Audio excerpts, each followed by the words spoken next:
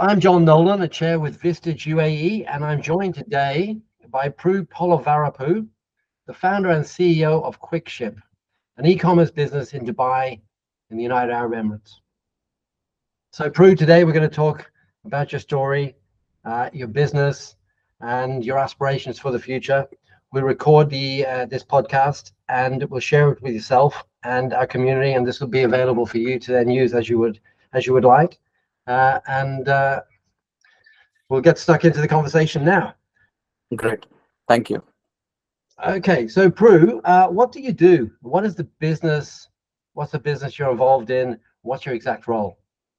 I was a founder of fyp Technologies. Actually, we are catering and e-commerce companies, and we are providing solutions to e-commerce companies, like for their warehousing, for their fulfillment, for their last mile delivery, and we are providing technological services for those things. Like for an instance, everyone wants to do cross border. There are certain things which they doesn't know, and warehousing charges, demurrage charges, and all. So we are bringing everything on one platform by providing a clear technological details, for an instance, for an warehousing costing, for an fulfillment costing, and we are providing these services to e-commerce companies. Great. Now, is this your business? Are you the owner of this business, Prue? Yes. I'm the owner of this business. Okay. How long has the business been operating, and how many employees do you have? I have 34 people, which is employed in UAE, and I have another 8 people, which is employed in Saudi. And I was started in 2019, and it's been last 4.5 years. We are running successfully, and we have top A clients with us.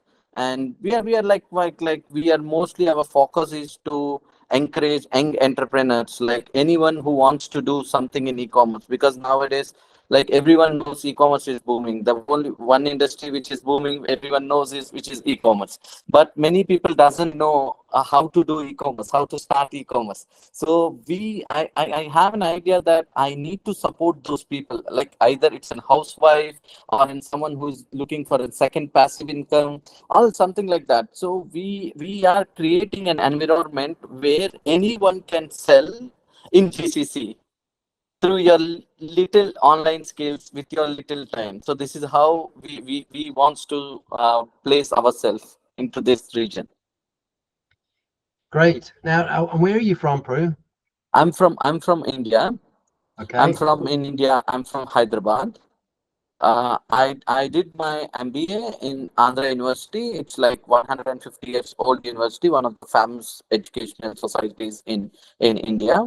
After my MBA, Masters in Business Administration, I got selected in DHL in the campus interviews, and I joined in DHL in 2011.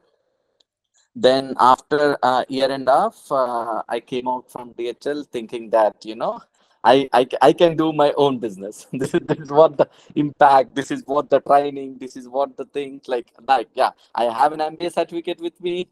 Then I have a super training from DHL Blue Dart. Then, everything is with me. Now I need to start my own business. This is what the thing. See, as I'm young, and the young people, how they think, yo, let's do it, like I can win the world. So I started that. I used little resources from here and there and financial things, and I set up a company. Then I realized that, okay, when you're working for a brand, the customers are giving business for that brand, not for you, because you're working for DHL Blue Dart, so that the customers are giving business for DHL Blue Dart, not for Prue. So after a few months, I realized that, so I should start creating a brand. Now I have a setup, I have a people, but there is no business. When I realized that how to acquire a business, yeah, India is a big country and a lot of customers. Everyone asks, why you, why you, why you? This question made me to think, yes, why me? Why? Even if I am a customer, I will always think, why you? Why I need to give you take your services? This is what the question I heard. Then I said, yeah, it's not a right time, because I need more investments to do that set of infrastructure and that set of marketing to create those brands brands and all, and I'm at 23 years, then finishing my MBA and all. Then I thought, okay, let's stop it here. So I stopped that. Then I don't know what to do now, because I came out from a company. Then in family I took money. Then whatever my savings, everything gone. Now I don't know what to do. Then my one of my friend told me that come to Dubai. Like you have a lot of opportunities in logistics, because it's in hub in logistics. You are saying that you have ideas on logistics and courier last minute. Now you come to Dubai, but technically he's not from the logistics. He's from the banking industry. So he told me that. Then I said like, okay. Then he told me in one good word is, okay, if you are not getting job in logistics, you are a sales guy, so you can get in any other industry. So always a lot of opportunities in the land of Dubai. So you come and try your Yeah. luck. So then the only hope at that time, I don't want to ask any financial support from my family. What I did, I have a bike which I sold it. I took that money and I came here in 2012, I think so. 2012 end. Okay. When I landed here, it's like see, when I was talking about it, I feel I'm getting a goosebumps. When I landed here, then I my friend, I'm trying to reach him. He was disconnecting my call. Like he was saying, I'm busy, I'm busy, I'm busy. So I landed at I think at 12 noon, and I met him at evening 7. So he was saying that, see, I'm busy. I was stuck with my manager. Today only he came to office and he's asking a lot of things. So I couldn't able to meet you. You come to metro. Then I went to a metro. I don't know that even, see how things works is like, even I came, I entered. Then I don't know, I should not eat in metro. So I was eating something, and then the shurta came on the first day. And he told, hi, how are you? And I said like this, oh, this is your first day. See, this is what you need to do. You shouldn't do. You should not eat here. I said, sorry, I don't know that. Then he said, you have any issues to go out here? And I said, no, no issues. My friend is coming. No, you are here for last 3 hours. Then I said, no, I'm perfectly fine. He's in contact. Then he said, any help, let us know. So that made me like, okay, here I will not be missed out. See, the government, the people is always observing us, that whether this guy is lost or not lost and all. So I feel happy. Then the first day, well, then I met him. Then I took his apartment. Then I seen, like, I was staying in the 26th floor, where I was seeing in TCOM, like, the high skyscrapers and all this thing. I was thinking that whole Dubai is like this, like everything is this, like. Then the next day, I don't know what to do. Then he told me to take rest for a few days. Then I was like 2 3 days. Then I was like starting like how to apply jobs and all. So I was applying jobs. No one called me.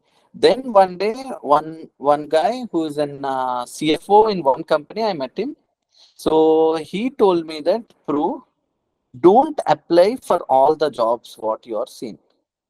First, you need to understand that what type of job you want to do. Like if you are opening and all, because many people do that mistake, and I also did at those times. Like whatever I seen in online, I am applying. So then he told me, okay, now why you have only one CV? He asked. Like I have a resume of only one resume. Then he told, no. When you have an idea of logistics, you make a resume according to logistics. But if you want to do it in logistics in sales, you do resume according to your sales experience with your logistics. The experience will be the same. The keywords you need to change. The way you doing, like you press down more, you write down more on your expertise. Like if you are doing a sales resume, you expertise more on sales. Like that, he guided me around 30 minutes. Then I really understand. Then simply I sat down in my laptop, and I was checking what all courier companies there in UAE. Then I got it 10. Google will always show what are the top 10. Okay, DHL came. Yeah, DHL cannot hire me because I already quit there. Okay, next what? FedEx is there, TNT is there. Like I jot down all the companies. Then I started sending emails to them. So Yeah. when I start sending an emails to them, they in first flight, there's a company in Middle East who is having like 100 plus couriers with them, drivers. They're doing in region for last 25 years. That HR called me. Prue, how are you? I'm good. Okay, that's my first call, right? So I was good and I was so excited to talk and all that time. Then she said, okay, Prue, let's do one thing. You better come to our office tomorrow morning by 9. I said, okay, thank you. Then I went there and I was been waiting for like more than an hour.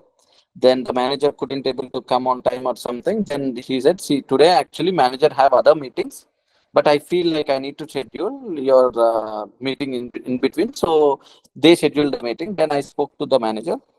And that day, that guy asked one simple question. Prue, you don't know anything about, he asked me, do you know Dira? I said, I don't know. Do you know? He asked me few areas. I said, I don't know. Then he said, do you know that where the business will come in Dubai? I said, I don't know. Then he said, how? Then how? In why you came for an interview? Then he said, no, I need a job. Then he said, like, okay, what job you are looking for? I said, any sales job I was looking. Okay. Then he asked about technical questions, like what is meant by OFD, what is meant by how the last mile will happen, how the operations, how you will connect with the flight, what is an air flight, how the connection works and all, how the plan, load planning and all. So these technical things, I know it and I explained. Then I asked that, you know this, but how you can sell? That time I don't know, God given me a power to answer it in a proper way that I said, if I can able to sell in India, I can able to sell in here also. If I can able to sell here, I can able to sell anywhere in the world. This is what the answer I did. Then he smiled and he said, okay, you go. I don't know now whether he will select or not select and all. Then the next day again, HR called me and said, Prue, you got selected for a business development executive. So when you can join? I said immediately. Okay, come. So from there, my journey starts from the first flight as a business development executive. From there, like once I joined, many people in UAE doesn't like they are aware, but still what my suggestion to the people who join new, they should get the license as soon as possible, driving license. Because when people think that okay, when they came here, then they thought okay, the licensing is like around 8,000, 10,000 bucks, so they will take it once they will save, they will take it. It's not like that. So again, my blessing is that again my manager told me in the third month, Prove, you're doing perfectly fine. What is your targets? You're achieving it. Everything is fine, but you're traveling in metro. It doesn't give you the boost up. So you get the license. Then I said, okay. Then he told me that now don't think that okay, you're getting like little money and this money you put in the license. Don't think in that way. This only give you a more money than once you get the license. That's where that advice, that manager's advice made me to take the license. Within 3 months, I got license. Now, in every company, when you have a license, when you are in sales, they automatically incentivize with your cars. Plus, there would be a petrol allowance. So my salary got increased. So then the things were happening well. Then suddenly again one day there is a person in other branch, Jebel Ali branch. He was not like he got another opportunity or something like that. He wants to leave. So our team told that okay, Prue, you go to Jablali and start working there.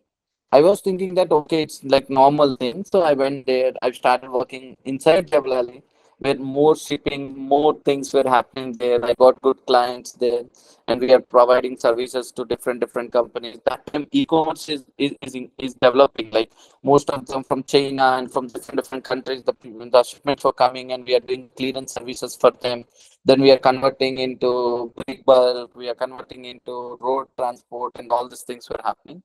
So, Prue, Time to, just want to ask though, when at what stage did you start thinking about opening your own business in the UAE? yeah, here, when after that, I was become a branch manager in Jablali. So once I become a branch manager in Jablali, I finished my 2 years, and then the same manager who told me to take license, he came up and said that, Prue, why can't you start a business? Then I said, why you are asking this question? If I want to start, you also need to start. Then he told me, yeah, I also have an idea of doing starting it. What do you think? I said, I'm okay. I have it. I want to start. Then he said, okay. Then I said, okay, I will resign. So I came out and I started a company, which is called DNA Express with my manager. So once I started that company, now the same thing. Like here, we have clients, even we have experienced people on board it. So everything was fine. But the business what we are getting, we couldn't able to manage. I don't have an infrastructure. I don't have a big proper warehouses. I don't have a fleet with me. There in India, I have fleet, but I don't have a business. Where in Dubai, I got a business, but I don't have a fleet. I couldn't able to do it. So then I understand that it's a different mechanism. Like we cannot say like even if you can get the business, if you don't have a fleet, ultimately your KPIs will go down, your SLAs will not work. So the customers will be disappointed. Then within a 6 months, we need to take again U-turn, thinking that the entrepreneurial journey, I need to stop it now because my credit cards, my other stuff and all getting increased, the financial burden and all. Then I thought like, okay, let's stop it. So then I joined in another company. From there, I was outsourcing to one company all my shipment because my business was high. I don't have that much fleet. That outsource which company I given, that company only hired me as their sales head. Okay. So I feel like, see, every connection in this world, we don't know when it will come and when it will help you, when it will become a blessing. So that time, my connections with my vendors, though he asked me, "Prue, what's your plan?" No, we are closing down. No, no, don't close down. We will support. Then I said, no, no, no, I cannot run. Then they said, okay, you come and join with us. So I joined with them, and like that's a big company, like 200 to 50 employees was there. So it was like little bit of domestic courier company. So a lot of things was changed there. I got a scope of learning lot of things. We changed that company completely from like a normal company to digitalized company where online tracking, online login, customer will have APIs and all this stuff. Then another 3 years gone. Now see, the first one in India 2011 it gone. Then again 2014 to 15 again the business entrepreneurship journey got stopped. Now again another 3 years in 2018, I think, yeah, or 2018 end I came out. Then I was thinking like, okay, now again I need to do. No, because I can't stop that thing, to start my own company to provide services to that. So then again I started in 2019. I told to my old boss, the owner of the company, see, you're doing domestic. I will not harm anything. I will not work on anything domestic, but I want to give solutions for these domestic players to cross border. Like if you're selling something in UAE, for those customers, I can give you services to sell in Saudi, to sell in Qatar, to sell in Bahrain. So these type of solutions where there is no business conflict between you and me. And they're also happy and they said, yes, go on, carry on and all this time. Then I started Quick Ship. No, You had two full starts, right? One in India, one in Dubai, and then third time around, you launched the current business, yep, Quick Ship, yep. which you're having great success with. So, like, was this is when you were growing up? Is this what you always wanted to do? Have your own business? Yep. Have your own business? I mean, when you were growing up, what did you want? Is this where you saw yourself? Yeah, see, when I was studying it, like I have a dream of like, to create a company which we have 400 people, 500 people. I want like that stuff. I was because my dad used to work for a company with 10,000 plus employees were there. So I used to see them. So I was dreaming about like, we need to have a company like this where like, big, like we should provide all the accommodation. We should, this is how like, when your dad, like when my dad is going on the bus and having all the employees, when they have annual days and all, when I went and see a lot of people are coming and all, so that without knowingly it came into my brain that okay, only in business you can grow like that. If you be an employee, you be an employee. And I did my MBA in a college where my professors always says that if you really wants to grow, try to create a company, try to create an employment, then automatically success will come. This is how they used to teach us and all. So all this thing came into my mind and I thought like I need to do. But initially I don't know how to do. After that I did it, but the math did not work. Then finally it took me 9 to 10 years to start my own and make this become as a successful journey. Yeah, I mean, I think you've shown great tenacity and great commitment to come back again 3 times, learning, Yes, learning yes. each time, learning each time from the setbacks, learning from your experience, taking the wisdom. I mean, uh, what they say? They say it's not about failing; it's about just every time what you take, what you learn, and you come back. Everything, there's no such thing as failing. There's just learning, right? Yeah, So yeah, I agree, I agree. But see, for any entrepreneur in the journey, see now if I become like now, Quickship have 40 plus employees and Quickship have business and all. Now, yeah, now I can able to feel like yeah, that's a learning. But at that particular point, as an entrepreneurship journey, at that particular point, our mindset will not work in this way. We always feel like yo, again we lost. We don't have any options. We can, but because that time people need a mentorship, people need someone experienced who already created a company, who already made something successful. Because that time few around me mentored me properly. They told me that truth. What you said is absolutely right. That time they said true, this is not a failure, this is a learning. So, So did you have some great mentors on the way? yes, yes, yes. I do have three people who like one of the is like FedEx ex-managing director, and another one is like an ex-known logistics director. These people are associated with me, and even the first manager of me, Muhammad. These all the people is always like like whenever I feel low, I give a call to them and say this is what it's happening. And like see, everyone thinks that okay, everything I know this, but it's not the fact. Sometime if you really know this, but it will not click on that time. So this what the mentorship works. So they will exactly guide you, because when you see things in, when you're in depressed, when things were not working, when I see, you might not see the opportunities. But when a third person, when a mentor or someone who the third person, when they are analyzing, they can find you the ways and they can show you the opportunities. This is what I believe. So, tell me, my understanding is you're operating across the UAE, Saudi. Yes.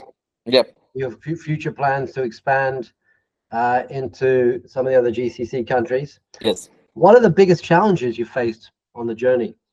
See, in this biggest challenges, like see, like again, when you're creating a brand, no one will believe you initial stage.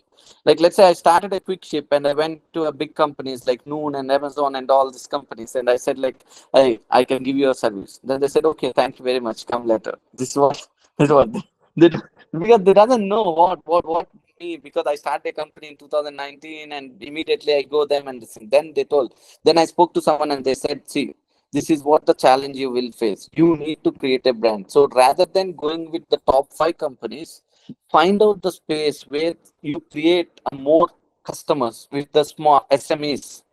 So then my focus of, focusing on to get more bigger companies, I focused on SMEs.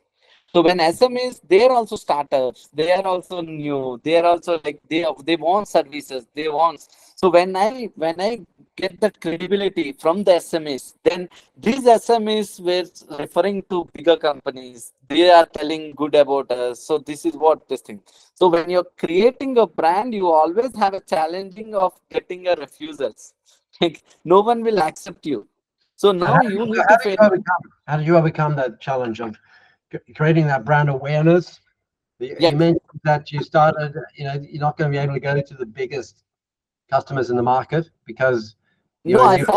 yeah, exactly. I focused on the service first, and I was catering to SMEs, small and medium enterprises. When I feel like yes, I can able to provide whatever solutions they are looking for, then I was started like then I was approaching to them with their references to a bigger companies, so medium enterprises and all like that.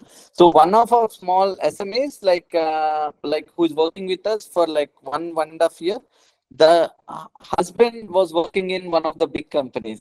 So she told that, see, why can't you check their services? So this is how I got an entry. Then after I got an entry into that company, then they said your services was too good. But then I said, no, I met you 1.5 years back and I told you that we can provide these services and you said that you don't need it now. Then I told Prue, listen one thing. If you want to create anything, so you need a time. It will not happen in a day one. Now, for me to enter to make an agreement with you, I also need to check a lot of things. So this is how we got entered into one of the top e-commerce companies, and we're providing B2B solutions, B2C solutions. Then from there, reference starts. Now I was saying that, oh, I work with Amazon. So yes. Now I work with Noon. Yes. Now I work with Six Street. Yes. I work with Momswell. So we are telling those names. Again, another place for getting it added. At the same ways, we are not compromising in service levels. If you have big clients but your service is not good, you cannot push to the more clients. So what are your biggest challenges right now? Like where you right now as a leader strategically, and as a leader of, 30 people and 30 families, you're responsible for 30 Yeah, families. You're yeah. looking to expand, keep expanding the business. You Yeah, want to grow it yeah. significantly further. What's your biggest challenges right now? I'd say the biggest challenge is, like, when it comes to an e-commerce shipments, e-commerce companies, the product is not like every product have an shelf value. Means no, you cannot work with only one product in e-commerce products. Like, you got my point. So what will happen? Like, the business is like, today it's something which we kept it in our fulfillment center. Tomorrow there will be no orders. So now the our operations cost is getting increased day by day, day by day, day by day. So now I need to add that much sufficient of business so that I can give more opportunities. I can do a lot of stuff. Otherwise, this is the only challenge. Like, the e-commerce, the products are not same. The one which is going a top selling product of yesterday, today will be a different product. So bringing it from China, bringing it from different countries to make it manufacturing to get it here. Then again, we are working on full cycle, right? From China imports to Dubai, or from China imports to this thing. Then there are like customs regulations will come into the picture. They will say, okay, if it's a new product, we need to go with SASO, SAP, SFDA. Lot of documentation. It's take 40 days, 50 days. So this is how it is. Like, so that's the challenge. So we are trying to overcome with, like, before, when product is getting manufactured, same time we are applying for necessity documents. Because for any e-commerce companies, we are not asking them to provide documents. What we said, you give me a product, we will create the document. So we will apply for SFDA, we will apply for Saber and all these things. So this is where e-commerce companies are happy to work with us. Because we even, like, if any other company, like any logistics company, if you give document, they will say, I need invoice. Okay. I need this. Okay. I need A, B, C, D. So what we do is, sir, you need A, B, C, D. We will work on that A, B, C, D. We will give a complete solution. But due to this, all these things, like, yes, this was little challenging situation because of this regulations and all this stuff. So what are your aspirations for the future for the business? What do the next 5 years look like? See, next 5 years, now this we are more focusing on last mile, right? Now, I want to create an application where in that application, completely it will teach you how to do e-commerce. Like, like how to sell, where to sell, how to deliver, everything will be in one single application. Like sourcing, we are working on from last 1.5 year of the application called Quick E. It's called Quick E-commerce. So if you go to the Quick E application, you will see the source product sourcing, where you can go into that and you can put, I need a profit margin of $10. So it will show all the profit margin of $10 products. If you put, okay, I need a profit margin of $200, it will show all the profit margin of that product. Then that product we will give an direct access to the supplier. So once you click that product and you see the product cost, then we will, on the next part, we will teach you how to do marketing of that product. Whether you can do it in Facebook, whether you can do it in TikTok, whether you can do it in Google Ads, however, what is the best way of marketing. So once you use copy paste all this thing, and you can, the design is also, we are using AI tools where you can design the uh, posts and all. Even Facebook will be linked, and the post will automatically generated and all this thing. Once now you got the product and you know how to market. Now we will push, like, to do the boosting, and we will do the shipping. Like, we will show that, okay, which company is the better shipping services, which company have a better rates. Like, it's all in one platform. So from the sourcing to till the delivery. Let's say an individual who's sitting in home, who's working and who is looking for a second passive income, who can sit for in 1 hour, like after 7 o'clock, and he was doing this. If he sell a one product a day, he can make at least $30-40 a day. So I want to create this passive income on e-commerce in a larger scale, in an application way. So you'll allow this create an opportunity for individuals to create a side hustle. Yes. You give them Yes. an e-commerce platform and they can create a small Yes. e-commerce business Yes. and launch that way. Amazing. So from the perspective of your personal life, how do you find time for your personal life? What do you like to do in your personal life?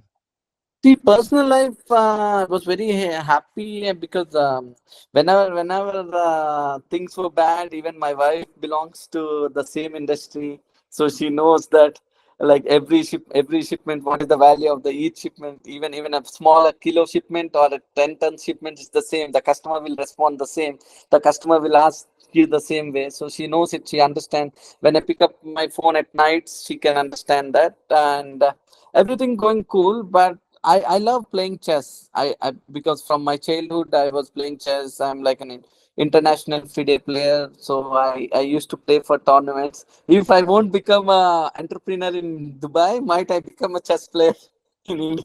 I I used to get trained. I used to get like into tournaments and all.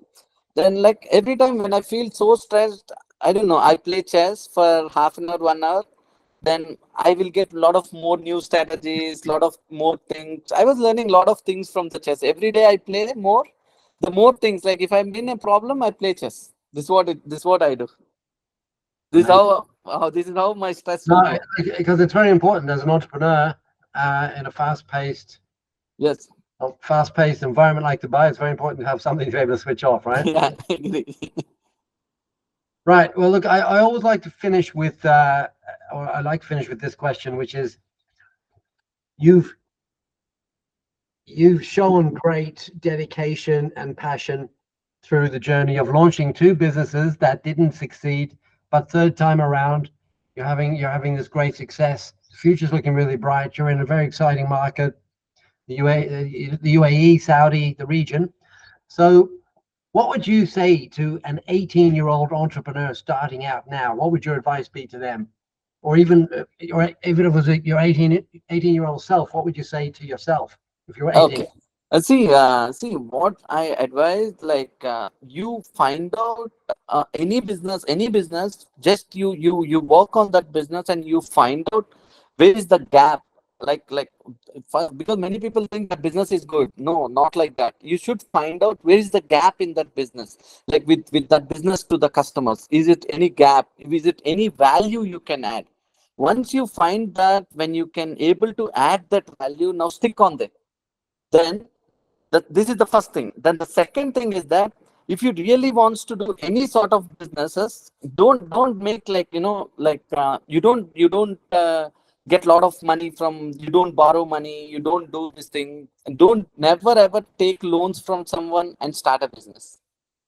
Whatever, like if you want to start a business, like you work for 1 year, and how much amount you want to do, that you put it as a capital and you work. This is what I suggest for an young entrepreneurs. Even if you don't have money, with the present situation, with AIs, with the artificial intelligence what we have, with an applications what we have available, with an workspaces what we available, we literally don't need money.